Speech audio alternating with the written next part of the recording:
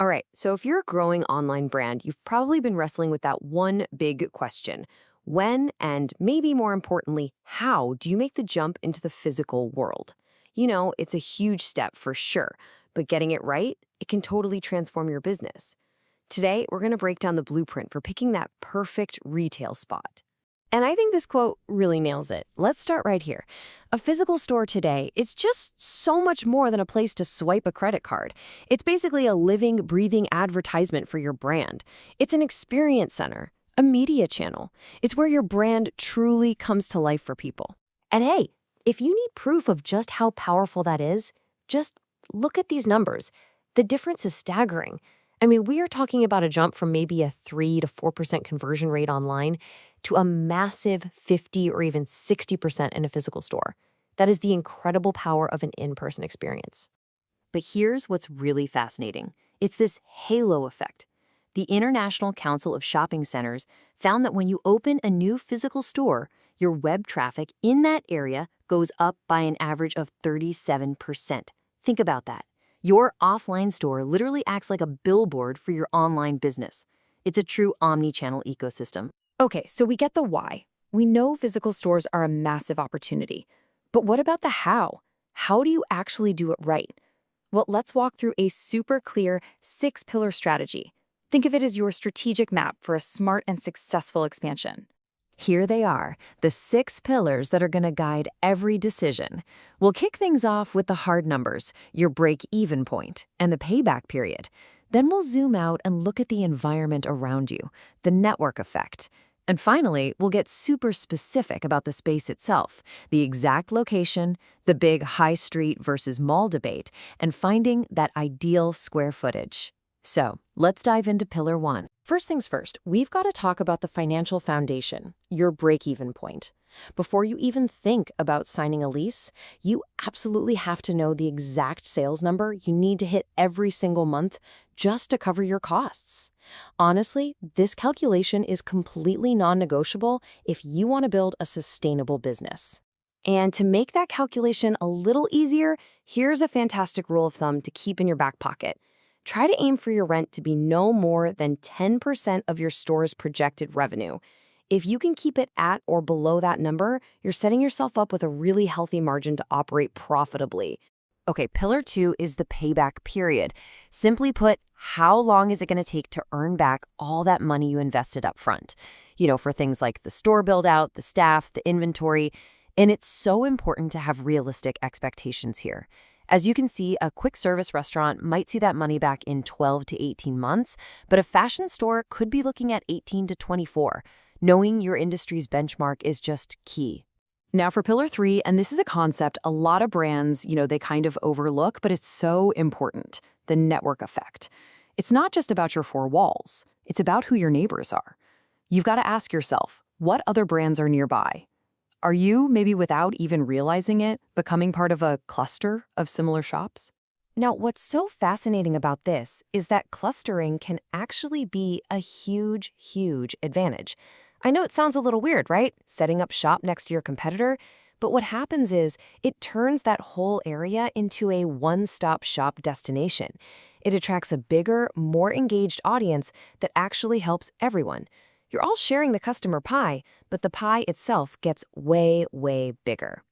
And that whole idea of clustering, it leads us perfectly into the next few pillars, where we zoom right in on those critical on-the-ground choices. And we'll start with one of the biggest forks in the road you'll face. Do you go for a high street location, or do you plant your flag in a shopping mall? This is our 5th pillar, and really, there's no single right answer here. Each one has some pretty clear trade-offs. A high street, for example, gives you way more independence, total control over your brand's look and feel, and usually the rent is a bit lower. But then you have the mall, which delivers guaranteed foot traffic, great infrastructure, and instant visibility right next to other big-name brands. The right choice? It 100% depends on your brand's goals and your budget. Okay, now for pillar 4, because even after you've picked your street or you've picked your mall, we're not done yet. We have to get even more granular, because where exactly your store is located can literally make or break its performance. This is where you need a micro-location checklist. You gotta think like a customer. Is the storefront wide and inviting? Can I see it from down the street? Do I have to climb a bunch of stairs to get inside? Is parking a total nightmare? These aren't minor details. They're the difference between a customer walking in or walking right on by. And this is also where Pillar 6, the ideal square footage, comes into play. Are you going for a cozy boutique feel, or do you need a huge space for all your products? The size changes everything. The rent, the staffing, the whole vibe. So, in the old days, making all these decisions pretty much relied on a broker's advice and a gut feeling. But today, we have a secret weapon. Let's talk about the modern tech advantage and how it can just dramatically reduce your risk. The game has totally changed. Instead of just guessing about foot traffic or what kind of customers live nearby, you can now use these incredibly powerful location intelligence tools. This is all about replacing assumptions with actual accurate data to make smarter, faster, and much, much safer decisions. So what can these tools actually do for you? Well, think of them like a super powerful first-level filter. They let you analyze footfall patterns, really understand the local demographics, find gaps in the market, and even forecast your potential sales, all before you even step foot on the property. This saves a just incredible amount of time and money. So let's take a real-world example, a popular tool like Placer.ai. It uses anonymous mobile data to give you incredibly accurate insights into foot traffic. You can compare different sites side by side and save weeks of old-school research. But, no tool is perfect. It's important to know the limitations. The data can be a little less reliable in rural areas. And yeah, the costs might be a bit steep for some startups. But the results, wow, the results really speak for themselves. A platform like GeoIQ, for instance, has been shown to cut down the time it takes to pick a site by a factor of 4 and deliver up to 37% higher monthly sales for their clients. I mean, when you see major brands like Lenskart using these tools to grow, you know it's a powerful and proven strategy. So let's bring it all home. When you combine those 6 strategic pillars with modern data tools, you stop guessing. You move from just having a gut feeling to having a clear, actionable blueprint for launching your next store successfully. And honestly, this quote from Shopify's president just does it all, doesn't it? Success today isn't about choosing online or offline. It's about beautifully blending the convenience and the reach of digital with the immersive, high-conversion power of a real physical experience. At the end of the day, choosing the right location is one of the single most important decisions your brand will ever make.